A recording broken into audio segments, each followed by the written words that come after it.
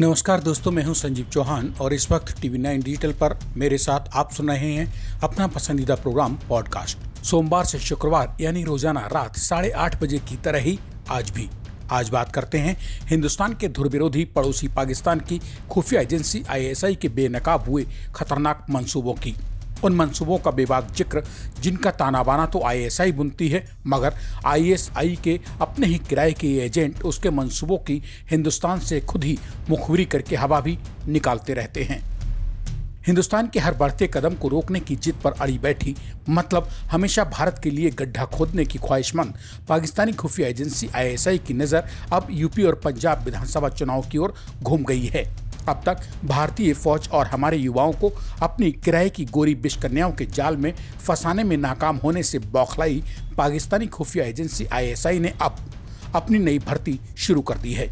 इन एजेंटों का काम है दुनिया भर में बदनाम आतंकवादी संगठन बब्बर खालसा के कंधे पर बैठकर भारत में उथल पुथल मचाना या मचवाना।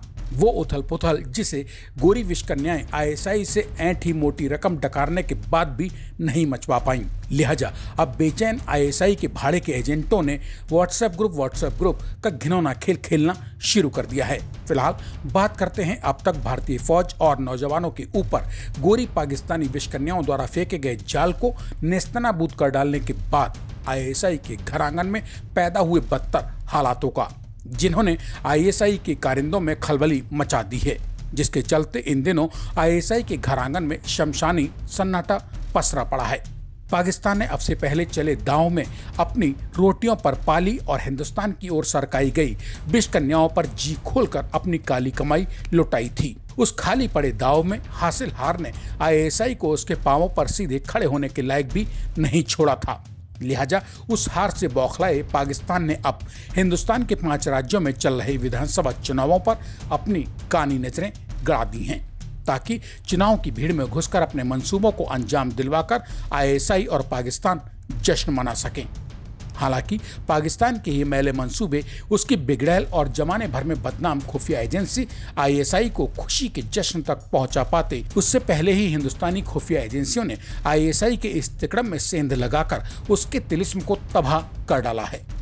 हिंदुस्तानी खुफिया सूत्रों के मुताबिक ISI के भाड़े के गुर्गों ने +92 नंबर के सीरीज वाले मोबाइल नंबरों पर 100 से भी ज्यादा व्हाट्सएप ग्रुप बना डाले हैं। इन व्हाट्सएप ग्रुप में से कुछ को पाकिस्तान और कई को कनाडा, ब्रिटेन तथा अमेरिका से भी संचालित किया जा रहा है। खुफिया विभाग की माने तो इन व्हाट्सएप नंबरों में से कई का संपर्क पंजाब और राजस्थान सीमा पर स्थित हिंदुस्तानी इलाकों में मौजूद कुछ हिंदुस्तानी युवाओं से भी हो चुका है। मीडिया रिपोर्ट्स के मुताबिक इन संदिग्ध व्हाट्सएप ग्रुप्स की एडमिन DP पर कभी कुछ हिंदुस्तानी नेताओं की फोटो लगा दी जाती, तो कभी ISI का या फिर पाकिस्तान का लोगो। दरअसल आए दिन इन व्हाट्सएप ग्रुप्स की एडमिन DP पर तस्वीरें बदले जाने से ही हिंदुस्तानी खुफिया एजेंसियों की नज़र में ये संदिग्ध व्हाट्सएप ग्रुप चढ़े भी।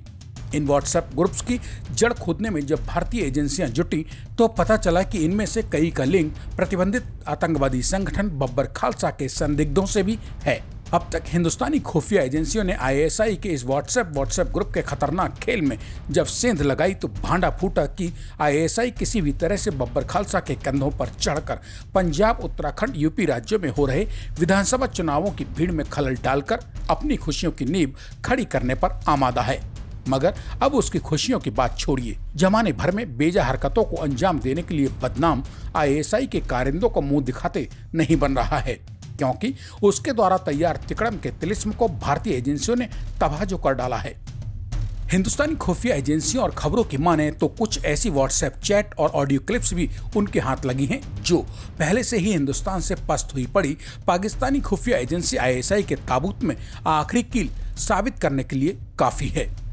तो दोस्तों, गोरी बिशकन्याओं के नाकाम होने से बौखलाई पाकिस्तानी खुफिया एजेंसी द्वारा बुने गए इस नए व्हाट्सएप ग्रुप्स रूपी मकड़ जाल को भारतीय एजेंसियों द्वारा तार कर डालने की बाहर आ चुकी अंदर की ये बेबाक बात आपको कैसी लगी? TV9 डिजिटल को सब्सक्राइब करने के साथ ही कमेंट बॉक्स में मुझे बताना ना भूलें। पॉडकास्ट की अगली कड़ी में कल रात 8:30 बजे ऐसे ही किसी और किस्से कहानी के साथ मेरे यानी अपने दोस्त संजीव चौहान के लौट कर आने का कीजिए इंतजार। तब तक के लिए नमस्कार।